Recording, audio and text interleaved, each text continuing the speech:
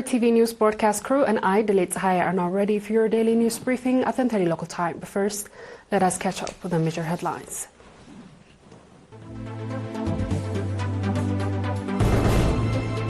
Eritrea participates at the African Union-European Union Summit.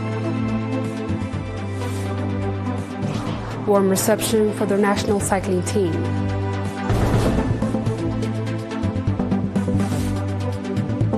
Israel launched large-scale operation in northern West Bank. And Venezuela revokes flights rights for 6 airlines. Proceeding with our reports. Eritrean delegation led by Mr. Saleh Omar, Eritrea's ambassador to the Republic of South Africa and Southern African countries, participated at the 7th African Union and European Union Summit that was conducted in Luanda, Republic of Angola from 23rd to 25th November. The summit, held under the broader theme promoting peace and prosperity through effective multilateralism and attended by representatives from over 77 countries, was led by the chairman of the African Union, President João Manuel Conglaves Lourenço of Angola, and Mr. Antonio Costa, President of the European Council. The discussions focused on peace and security, development, human migration, and collective diplomacy. Addressing the summit, Ambassador Saleh said that the partnership between the African Union and the European Union in this format has existed since the year 2000. At this juncture, he stated it is imperative to seriously evaluate the strength and shortcomings of the partnership over the last quarter of the century and charted out a roadmap that optimizes this added value based on the principles and co-ownership, shared responsibilities, and mutual benefits. One key pillar of the partnership between the two unions, Ambassador Saleh stressed, it is the maintain of peace and security on the two continents and at the global level. As stated in the draft joint declaration of the summit, the independence, sovereignty, and territorial integrity of states cannot be negotiated or compromised, and states must refrain from their international relations from a threat or use of force. The ambiguous adherence of the principles enriched in the UN Charter is a sine qua non condition for the peaceful interstate relations. At the meeting conducted by senior officials on 23rd November to prepare the agenda of the summit, Mr. Binan Berhe charged the affairs at the Eritrean Embassy in Ethiopia and Eritrea's permanent representative to the African Union and Economic Commission for Africa presented a report regarding the stance of the African Union on the implementation of the joint declaration adopted in 2022 in Brussels.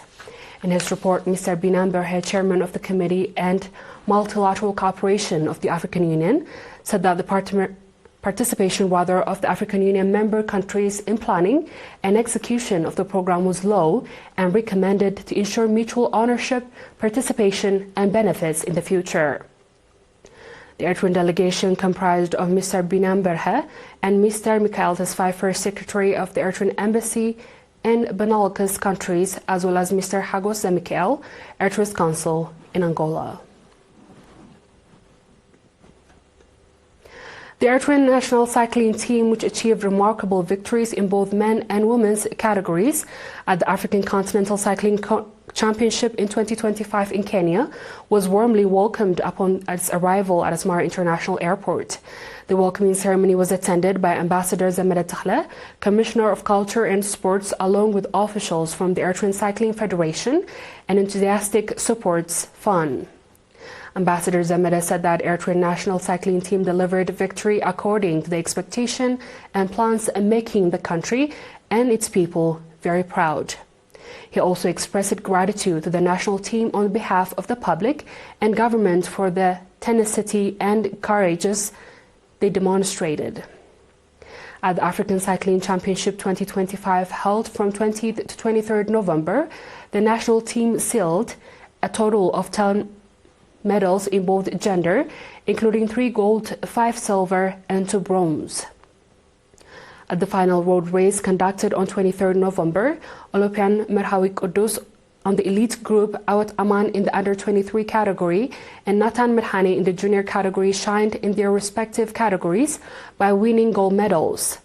Likewise, Nahum Ephraim won a silver medal in the junior category, while Mawa'il Girmay secured a silver medal in the under-23 category.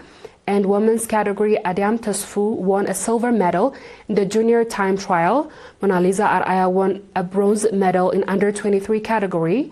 Susanna Fsahaye secured a bronze medal in under-23 category. And Brukhti Fsahaye won a silver medal in the road race. At the competitions, which lasted 4 days, competitors from over 30 countries took part. The Cultural Week, organized by the National Union of Eritrean Youth and Students of Sawa and Higher Education Institutions in collaboration with Warsai Ka'alo School, was enthusiastically concluded at the closing event held on 23rd November.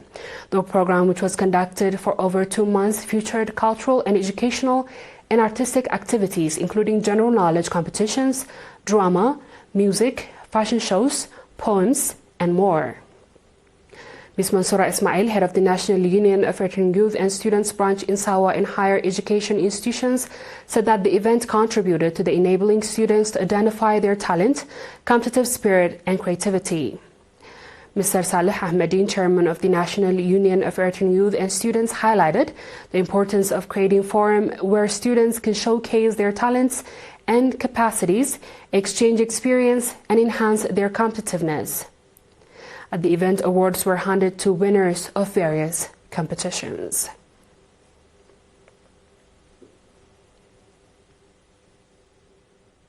Straight ahead is our international news after a short break.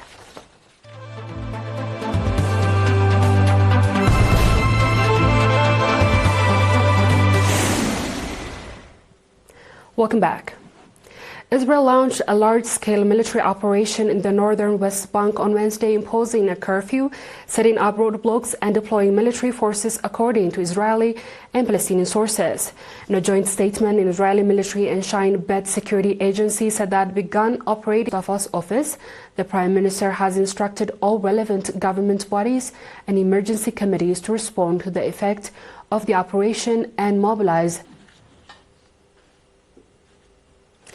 On a last report, Venezuela has revoked operating rights for 6 major international airlines, which suspends flights to the countries following a warning from the U.S. Federal Aviation Administration.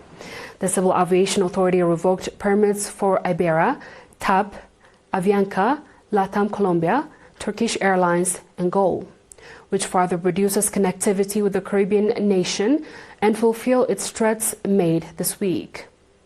In a statement, Caracas said CARID had joint actions for state terrorism promoted by the United States by unilaterally halting commercial flights. Last week, the U.S. aviation regulator warned major airlines of a potentially hazardous situation when flying over Venezuela due to the worsening security situation and heightened military activities all around. Caracas said the U.S. regulator has no competence over its airspace. The U.S. military has been deploying forces to the Caribbean for months, aimed at worsening relations between Venezuela to combat that it has portrayed as President Nicolás Maduro's role in supplying illegal drugs that have killed Americans. Maduro has denied the accusation and says U.S. President Donald Trump seeks to oust him.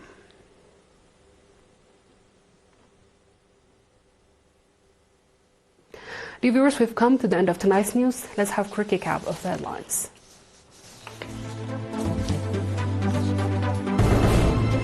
Eritrea participates at the African Union and European Union Summit. Warm reception for the national cycling team. Israel launched large-scale operation in northern West Bank.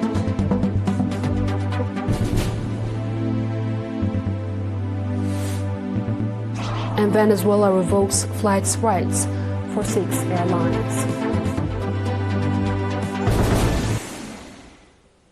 And that wraps up our stories for tonight. Thanks for watching and have a good night.